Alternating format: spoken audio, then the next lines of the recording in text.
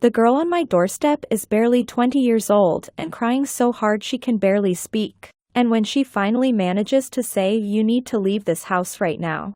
My father is going to kill you," I realized that the incredible deal I got on this property 3 months ago wasn't luck at all. She's clutching her phone with shaking hands, showing me photos of surveillance equipment hidden throughout my house. Cameras I never knew existed, watching my every move since the day I moved in. Her name is Thea, and she's the daughter of Walter Haynes, the man who sold me this beautiful 4-bedroom Victorian in a prestigious Seattle neighborhood for $350,000 when comparable homes on the street sell for $700,000 or more.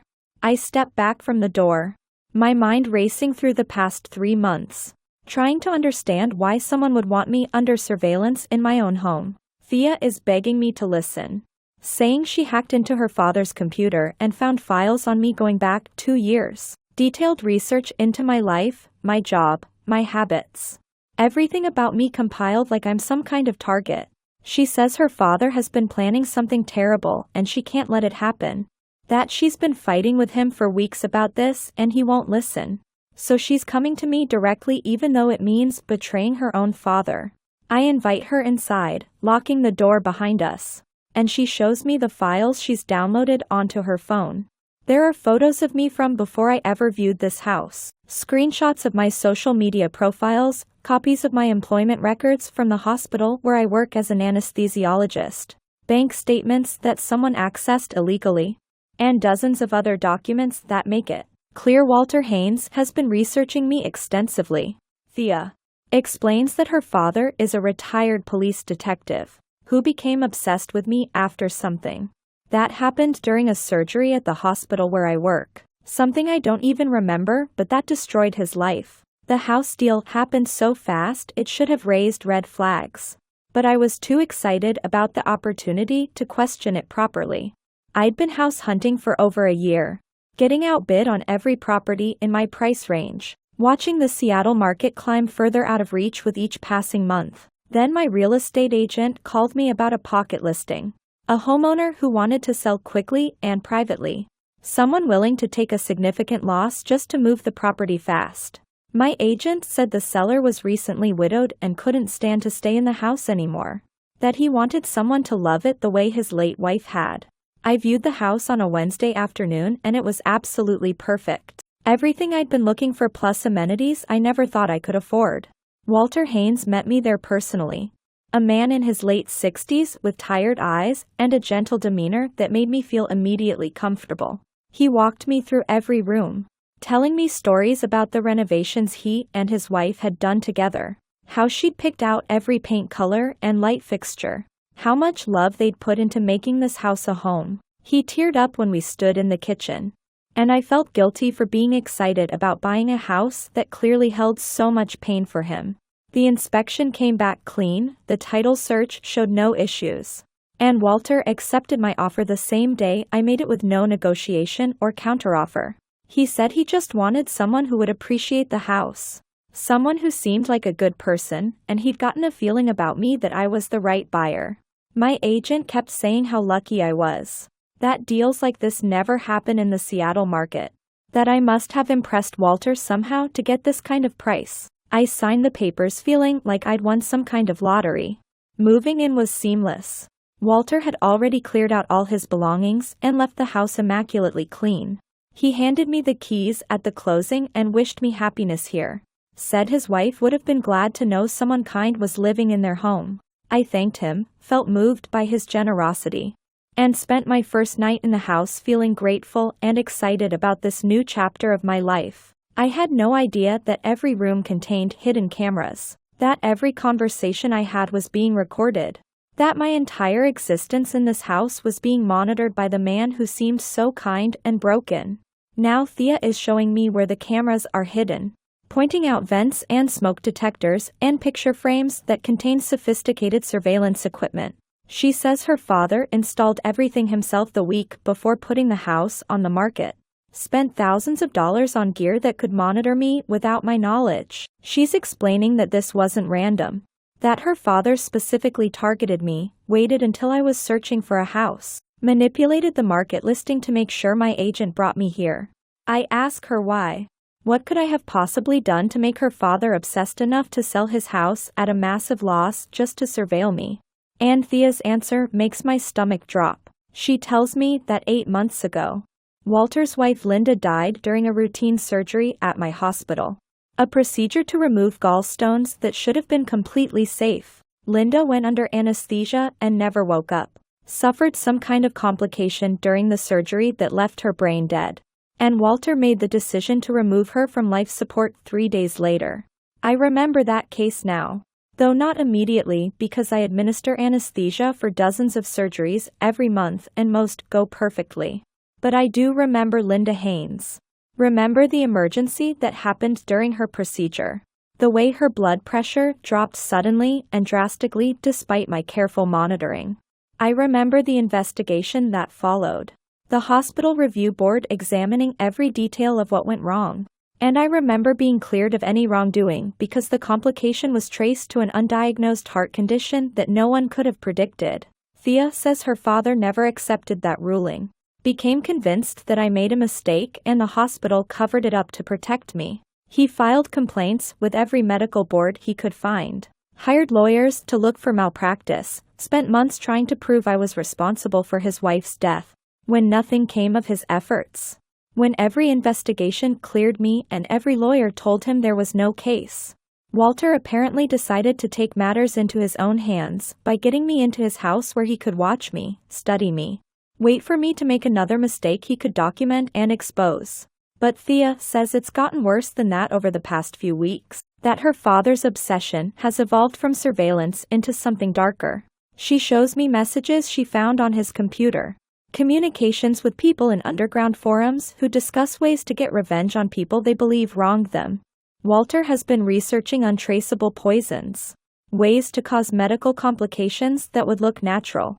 Methods to sabotage someone's life without getting caught. Thea is terrified that her father is planning to hurt me or frame me for something. That the surveillance is just the first phase of whatever revenge plot he's been constructing. I feel the walls of my dream house closing in on me. Realizing that every private moment of the past 3 months has been observed and recorded by a man who blames me for his wife's death. Thea is crying again, apologizing for her father's actions, saying she tried to talk him out of this obsession but he won't listen to reason anymore. She says he's been different since her mother died, consumed by grief and anger. Unable to accept that sometimes terrible things happen without anyone being at fault. Then Thea tells me something that changes everything again. Reveals another layer of deception I didn't see coming. She says her father isn't just a grieving widower obsessed with revenge. He's also been embezzling money from her mother's estate. Stealing from Thea's inheritance to fund his surveillance operation and whatever else he's planning. Linda had a life insurance policy worth $800,000. And Walter has been slowly draining that money into accounts Thea only recently discovered. The quick sale of the house wasn't about grief. It was about generating cash he could access without the estate lawyer noticing, and he deliberately sold it below market value to ensure a fast transaction.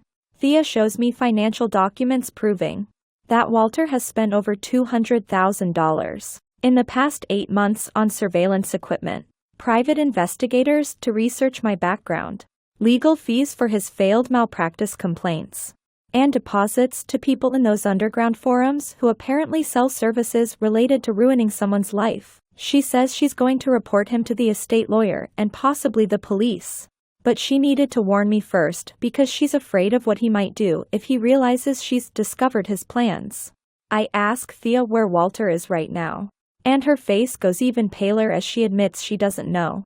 That he left the house 3 hours ago saying he had something important to take care of and wouldn't tell her what. She says that's when she decided she had to come warn me. That the combination of his strange behavior and the files she found made her feel like something bad was about to happen. I grab my phone to call the police. But before I can dial, my home security system starts blaring, alerting me that someone has entered through the back door. Walter Haynes walks into my living room through the kitchen. And the expression on his face when he sees his daughter sitting on my couch is a mixture of rage and betrayal. He's holding something in his hand that I realize is a syringe filled with clear liquid. And I feel my medical training kick in as I recognize what he's planning. He says Thea has ruined everything. That he was going to make it look like I accidentally overdosed. That he spent months learning my patterns and routines so he could stage it perfectly. Thea is screaming at her father to stop, to put down the syringe, but Walter is beyond reasoning now. He's explaining his whole plan like a villain in a movie, saying he was going to inject me with a combination of drugs that would make it look like I'd been using opioids stolen from the hospital. That he had evidence planted in my house to support that narrative. That my death would finally give him the justice he believed his wife deserved. He says he sold his house to me specifically because he needed me isolated and comfortable. Needed me to feel safe so I wouldn't notice the surveillance. Wouldn't realize I was being studied and documented. I'm backing away from Walter slowly, trying to keep distance between us while also positioning myself to protect Thea if he becomes violent. I'm telling him that his wife's death was a tragic accident. That I did everything correctly during that surgery. That even the medical examiner confirmed the heart condition that caused her complications. But Walter isn't listening. Is ranting about how the hospital covered up my negligence, how I'm a danger to other patients. How killing me would actually be saving lives by removing a careless doctor from the medical system. Thea lunges at her father, trying to grab the syringe, and they struggle for a moment before Walter pushes her away. She falls backward onto my coffee table, hitting her head on the corner. And suddenly, there's blood and she's not moving and Walter is staring at his daughter with this expression of absolute horror. The syringe drops from his hand and rolls across the floor. And he's saying no, no, no over and over as he realizes what he's done. I run to Thea immediately, checking her pulse and breathing. Applying pressure to the cut on her head while calling 911 on my phone. She's unconscious but alive. And I'm giving the dispatcher our address and explaining the emergency while Walter collapses into a chair. His whole revenge fantasy crumbling as he faces the reality that he just hurt his own daughter while trying to kill me. The police and ambulance arrive within minutes. And suddenly my living room is filled with first responders. And Walter is being handcuffed while paramedics stabilize Thea for transport to the hospital. The investigation that follows reveals the full scope of Walter's obsession. With detectives finding months of surveillance footage, detailed plans for staging my death, evidence he'd planted in my house including stolen prescription pads and bottles of controlled substances. They discover his communications with people from those underground forums, including someone he'd paid $5,000 to teach him how to make a death look like an overdose. The estate lawyer confirms Thea's discovery that Walter had been embezzling from his wife's life insurance to fund his revenge scheme. Thea recovers from her head injury after a week in the hospital. And when she's well enough to give her statement to police, she provides all the evidence she'd gathered about her father's plans. She's devastated by having to testify against him. But she tells me she can't protect someone who became so consumed by grief that he was willing to commit murder. The prosecutors charge Walter with attempted murder, assault, stalking, illegal surveillance, theft from an estate, and about 6 other felonies I can't keep track of. The trial takes almost a year because Walter's defense team tries to argue that he was mentally incompetent due to grief, that he suffered a complete breakdown after his wife's death and wasn't responsible for his actions. But the prosecution shows the jury just how calculated and premeditated everything was. The months of planning, the sophisticated surveillance system, the research into untraceable methods of murder. The jury finds him guilty on all counts. And the judge sentences him to 23 years in prison. I have to sell the house because I can't live in a space where every room reminds me of being watched and targeted. Where hidden cameras documented my life while someone planned my death. The real estate market has continued climbing. So at least I make a significant profit on the sale. But the money feels hollow considering what I went through to get it. I move into a modern condo with security systems I installed myself. In a building with doormen and cameras I actually control. Thea and I stay in contact because we're both trying to process what Walter became after Linda's death. Trying to understand how grief can transform someone into a completely different person. She inherits what's left of her mother's life insurance after the estate pays back what Walter stole. And she uses some of it to start a foundation that provides mental health support for people dealing with sudden loss. She says she wants something positive to come from all this tragedy. Wants to help people before they spiral the way her father did. The hospital where I work conducts their own investigation into Walter's surveillance and plans, reviewing every surgery I've performed to ensure there were never any other complications connected to my care. They find nothing. Confirm again that Linda Haynes's death was a tragic accident caused by an undiagnosed condition. But the whole process is humiliating and exhausting.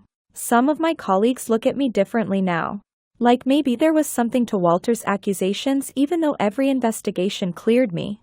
I think about how close I came to being murdered in a house I bought with such hope and excitement. About how a man's inability to accept a tragic accident nearly cost me my life. I think about Thea risking her relationship with her father to save me. About the courage it took for her to betray someone she loved to stop something terrible from happening. I think about all the surveillance footage Walter collected. Hours and hours of my private life that he studied obsessively while planning my death. The worst part isn't even the danger or the violation of privacy. It's the knowledge that Walter sold me his house at a massive loss. Sacrificed the home he'd built with his wife. All so he could watch me until he found the perfect moment to kill me. That level of obsession. That willingness to destroy everything just for revenge. Makes me question how well we really know the people around us. How much darkness can hide behind a mask of grief and politeness.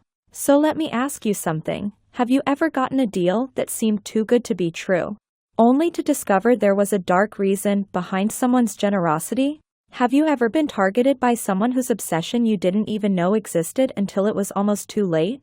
And if you found out that your dream home was actually a trap set by someone planning your death, how would you ever feel safe anywhere again? If this story disturbed you, if it made you think twice about the hidden motives behind people's actions, subscribe to Arise Avenue, where we share real stories about betrayal, obsession, and the dark secrets people hide behind ordinary transactions.